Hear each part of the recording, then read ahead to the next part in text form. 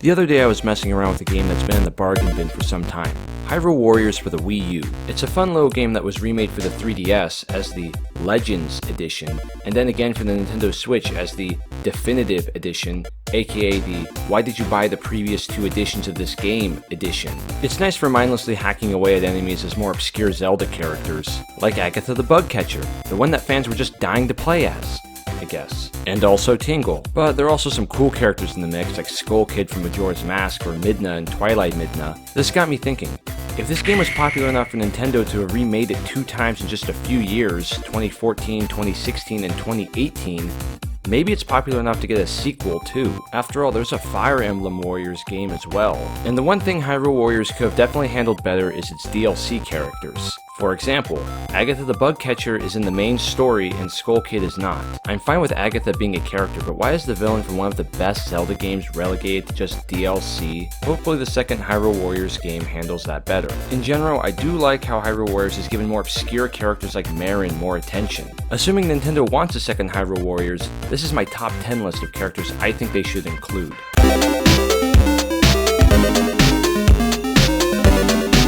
I lied. This is technically a top 11 list. All the random non-playable generals. The lizard monsters, the big Poes, the Hylian soldiers, those sorts of characters would be nice to play as. I think this is the most reasonable entry on this list since they're already in the game and programmed. Ganon was added as a playable character later into the original Hyrule Warriors already, so this isn't beyond the realm of possibility for Hyrule Warriors 2. Now the real list begins.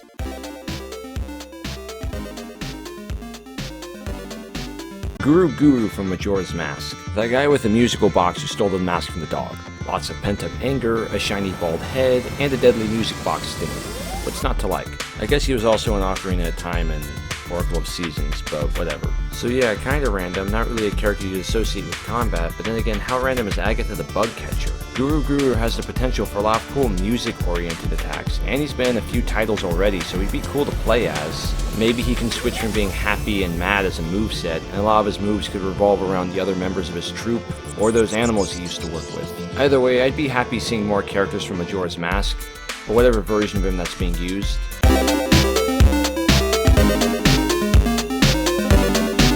Deku Link. He's a different kind of character than we've seen before in Hyrule Warriors, and so it'd be nice to round out the roster. We already got a Goron and a Zora, and even that bird descendant of the Zora, because that happened. We gotta get that third one for the quota, okay? It could be the Deku Princess for all I care. There could be Deku attacks that freeze the enemy, flower attacks, both flying bombs and stationary ranged attacks, and the homeless shield thing. Maybe the Deku stick somehow. There's that spin attack and the magic spit bubble too. Look, just get a Deku on the roster. Gotta make that quota. Next one.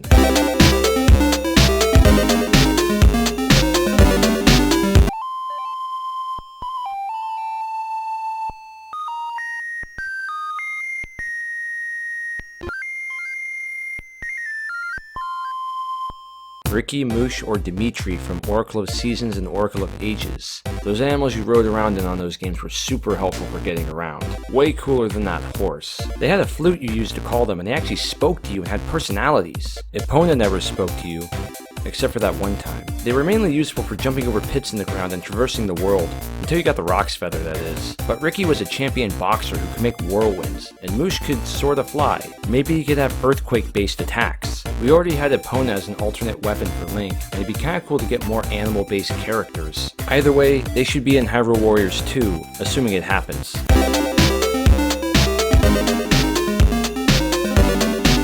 Din, Nehru, and Feora. These 3 were all referenced in Ocarina of Time, and 2 are in those GBA games. I don't know. They were both important enough that they got kidnapped. And while yes, these characters aren't really fighters, 2 of them even got kidnapped, Zelda's a character who can fight, so they should be able to as well. We have some basis of how their designs could look, based on how they look in Seasons and in Ages. We even have some sort of a basis of how their moves should be, based on the items named after them in Ocarina of Time. Maybe they could have a bearing on whatever the story is. They'd be cooler than Lana and Sia, hopefully.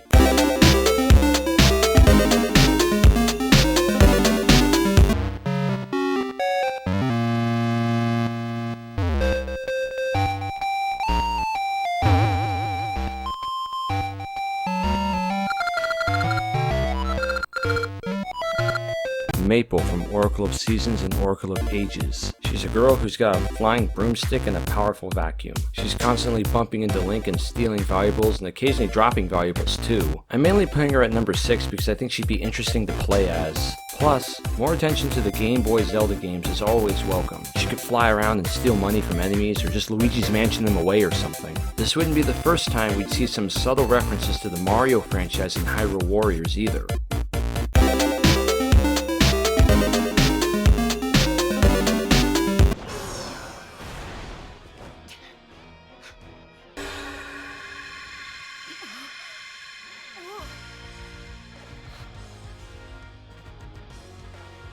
The Mailman.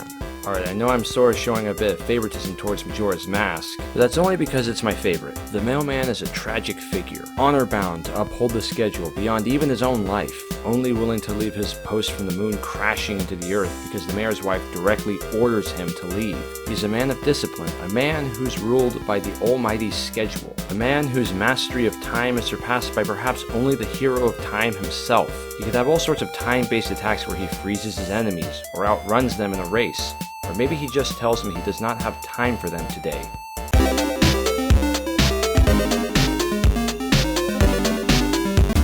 This guy is the incarnate spirit of the Sage of Light, better known as an owl that talks a lot. The Sage of Light is the only sage in Ocarina of Time that doesn't have a dungeon associated with them, which led to an infamous hoax about there being a secret dungeon hidden somewhere deep in Ocarina of Time that only a few had ever seen. This turned out to be false in the end though, and his only real role is dropping you really long excerpts of text. He shines in Majora's Mask where he taxis you around if you ask him nicely and play his song. I guess he's sort of similar to Maple in that his moves would be flying based. Maybe he would alternate between his two forms or just spirit enemies away like he does in Majora's Mask.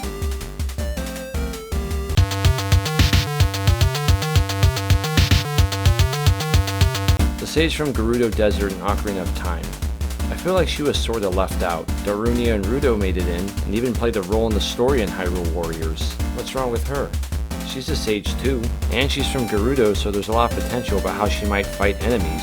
Since Breath of the Wild is out now, there might be more motivation to make at least one proper Gerudo character in the game, besides that guy. The Gerudo women are all giant-ish, so maybe she wouldn't have an area effect like the Great Fairy, but I think her stature should play some role in her moveset.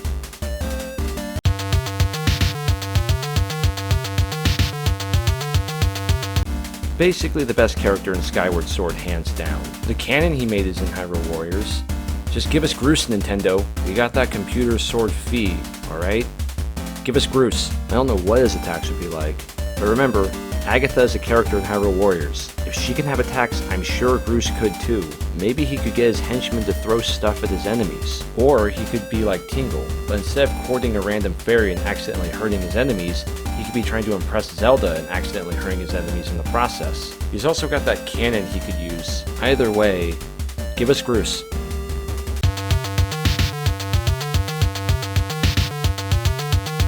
How Syria was not in Hyrule Warriors already as DLC at least is beyond me. The song named after her is probably the most famous Zelda song there is. She's Link's childhood friend in Ocarina of Time, one of the first characters we interact with, in arguably the most important Zelda title. Even Ilia from Twilight Princess got at least a tribute in the form of a costume for Zelda. Syria's even a sage, just like Darunia and Rudo. Syria's moveset could be music-based, similar to what I said about Guru earlier, but she could also have moves based around the Great Deku Tree and the Kokiri. It'd be very nostalgic above anything else for Syria to come back in some capacity in the next Hyrule Warriors anyways. I guess what separates her from some other Ocarina of Time characters like Sheik or Impa is that we've already seen a few different iterations of them. Syria is just Syria though.